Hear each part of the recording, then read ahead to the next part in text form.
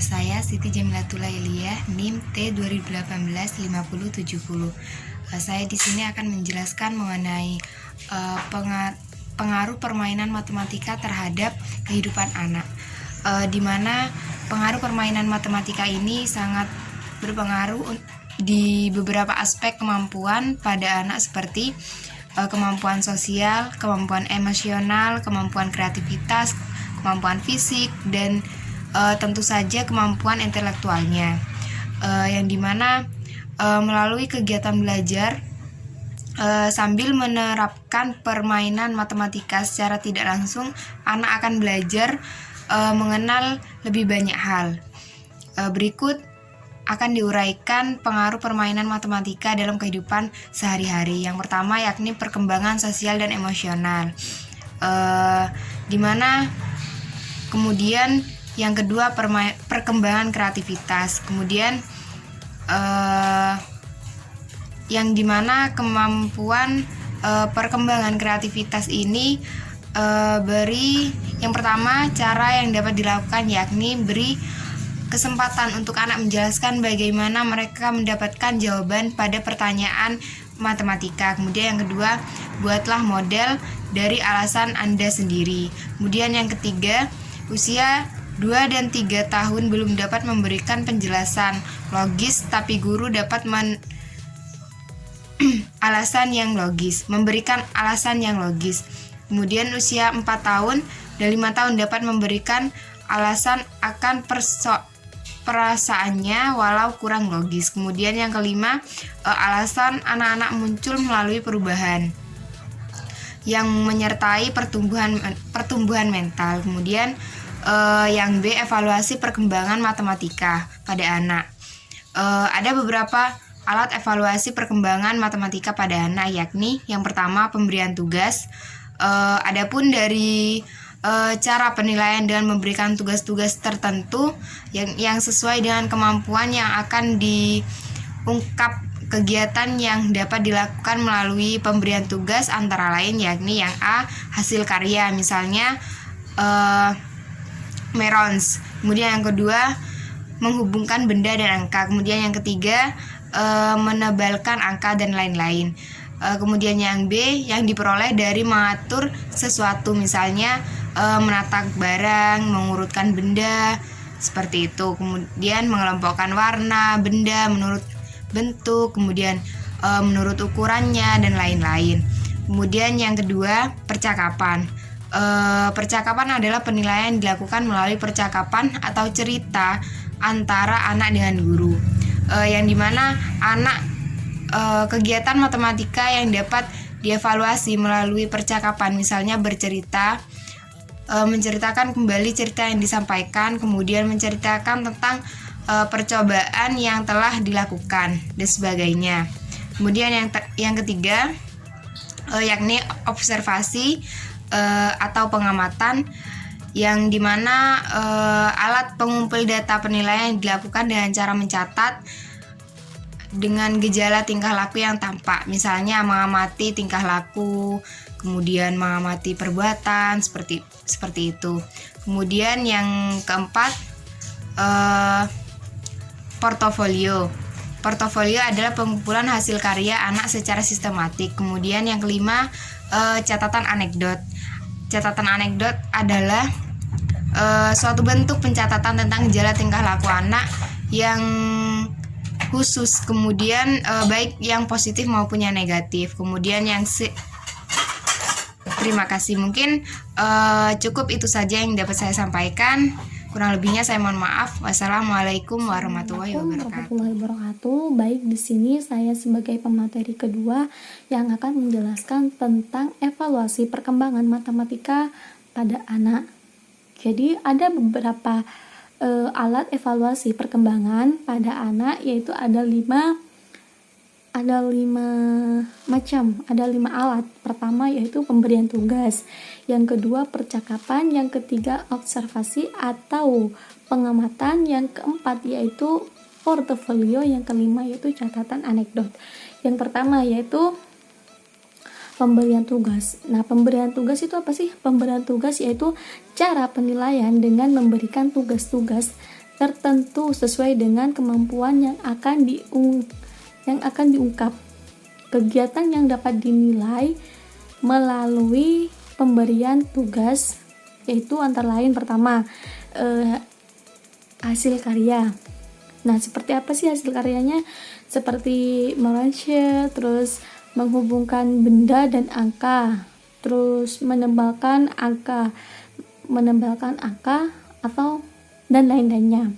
Yang kedua yaitu pemberian tugas yang kedua yaitu hasil yang diperoleh dari mengatur sesuatu, misalnya menata barang, terus mengurutkan barang sesuai dengan ukurannya, seperti ukuran kecil ke besar, besar ke kecil, seperti itu.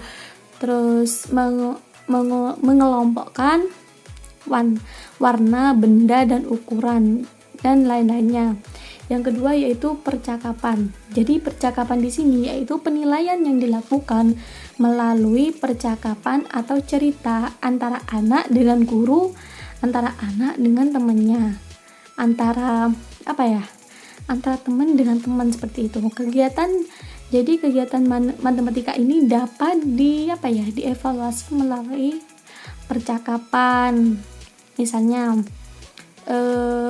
Misalnya bercerita. Nah, anak itu bercerita ke temannya atau ke gurunya, atau bercerita di depan kelas ke semua teman-temannya, seperti itu. Terus menceritakan kembali cerita yang disampaikan. Terus menceritakan tentang percobaan yang telah dilakukan dan sebagainya. Yang ketiga yaitu observasi atau pengamatan. Jadi observasi itu adalah alat pengumpulan dan penilaian yang dilakukan dengan mencatat gejala tingkah laku yang tampak. Misalnya seperti mengamati tingkah laku anak saat melakukan suatu percobaan. Nah, selanjutnya yaitu keempat, portofolio. Nah, portofolio itu apa? Jadi portofolio adalah pengumpulan hasil karya secara sistematik. Yang kelima yaitu catatan anekdot. Jadi catatan anekdot yaitu bentuk pencatatan tentang gejala tingkah laku anak yang khusus, baik positif maupun negatif.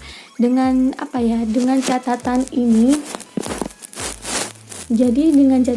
guru dapat melakukan guru dapat mendeteksi anak yang mempunyai potensi pada matematika maupun anak-anak yang berkesulitan dalam menghitung, sehingga kita dapat memberikan contoh memberikan tindak lanjut yang sesuai, yang mana akan diterapkan pada anak, seperti itu. Sekian dari saya. Wassalamualaikum warahmatullahi wabarakatuh. Assalamualaikum warahmatullahi wabarakatuh.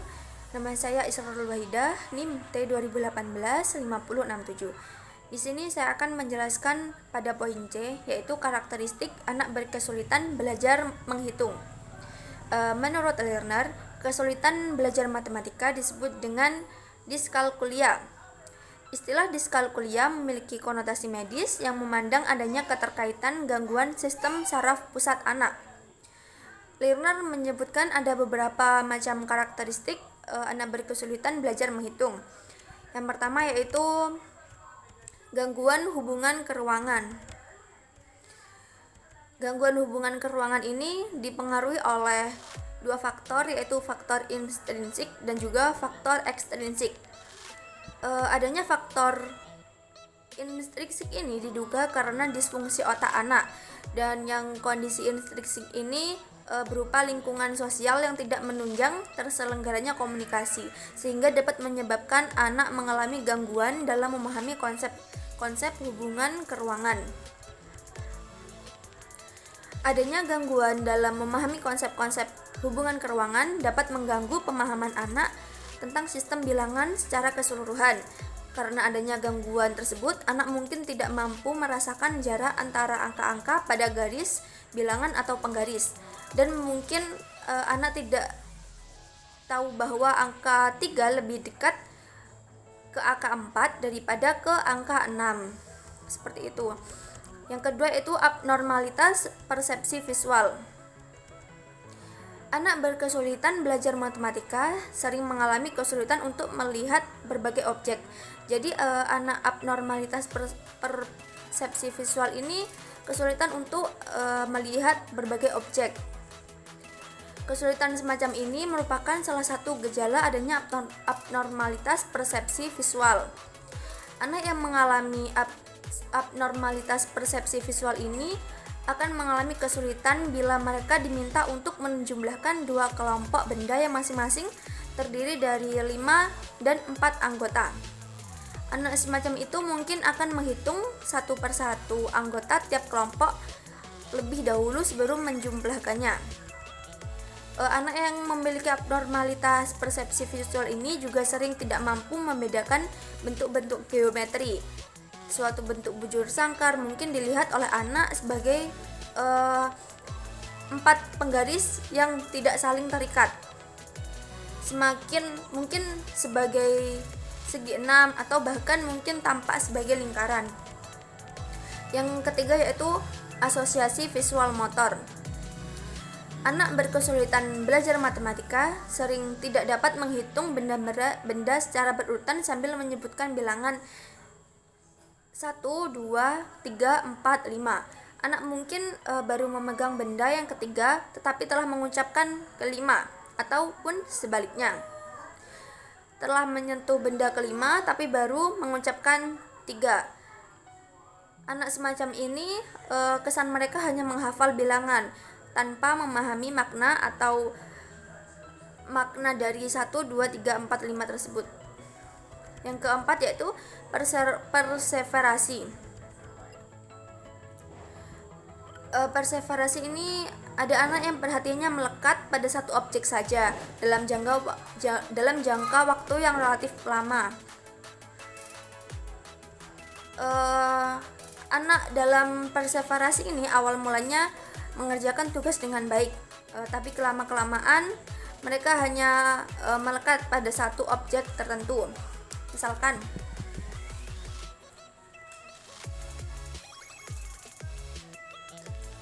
di sini ada 4 ditambah 3 sama dengan 7. 5 ditambah 3 sama dengan 8. 5 ditambah 2 sama dengan 7. 5 ditambah 4 sama dengan 9. 4 ditambah 4 sama dengan 9. 3 ditambah 4 sama dengan 9. Jadi di sini 9 diulang sebanyak 3 kali. Karena anak yang memiliki perseverasi ini lama-kelamaan mereka tidak fokus. Yang awal mulanya 1, 2, 3 ini terhitung benar, namun ketika sudah lama-kelamaan mereka akan terhitung 1, 2, 3 dengan hasil yang sama, seperti itu. Yang kelima yaitu kesulitan mengenal dan memahami simbol. Kesulitan mengenal dan memahami simbol seperti simbol-simbol matematika yaitu penjumlahan, pengurangan, sama dengan, kemudian kurang dari, lebih dari, seperti itu. Yang keenam yaitu gangguan penghayatan tubuh. Anak berkesulitan belajar matematika sering memperlihatkan adanya gangguan penghayatan tubuh atau body image. Anak demikian merasa sulit untuk memahami hubungan bagian-bagian dari tubuhnya sendiri. Jika anak diminta untuk menggambar tubuh orang misalnya, mereka akan menggambarkan dengan bagian-bagian tubuh yang tidak lengkap atau menempatkan bagian tubuh pada posisi yang salah. Jadi anak dalam gangguan penghayatan tubuh ini mereka kurang kurang memahami gitu, kurang memahami adanya hubungan bagian-bagian dari tubuh seperti itu. Misalnya leher tidak tampak, tangan diletakkan di kepala dan sebagainya. Kemudian yang ketujuh ada kesulitan dalam bahasa dan membaca. Matematika sendiri pada hakikatnya adalah simbolis. Oleh karena itu, kesulitan dalam bahasa dapat berpengaruh terhadap kemampuan anak di bidang matematika. Soal matematika yang berbentuk cerita menuntut kemampuan membaca untuk memecahkannya. Oleh karena itu, anak yang mengalami kesulitan membaca akan mengalami kesulitan pula dalam memecahkan soal matematika yang berbentuk cerita tertulis. Yang kedelapan ada skor VIQ jauh lebih rendah daripada skor VIQ. Hasil tes intelijensi dengan menunjukkan WISC menunjukkan bahwa anak berkesulitan belajar matematika memiliki skor VIQ yang jauh lebih rendah daripada skor VIQ. Tes intelijensi ini memiliki dua subtes, yaitu tes verbal dan juga tes kinerja. Tes verbal mencakup informasi, persamaan, aritmatika, pembedahan kata, dan pemahaman. Sedangkan subtes kinerja mencakup melengkapi gambar, menyusun balok, menyusun objek, dan coding. Rendahnya skor IQ pada anak berkesulitan belajar matematika tampaknya terkait dengan kesulitan memahami konsep keruangan, gangguan persepsi visual, dan adanya gangguan asosiasi visual motor. Itu saja yang dapat saya sampaikan. Terima kasih. Wassalamualaikum warahmatullahi wabarakatuh.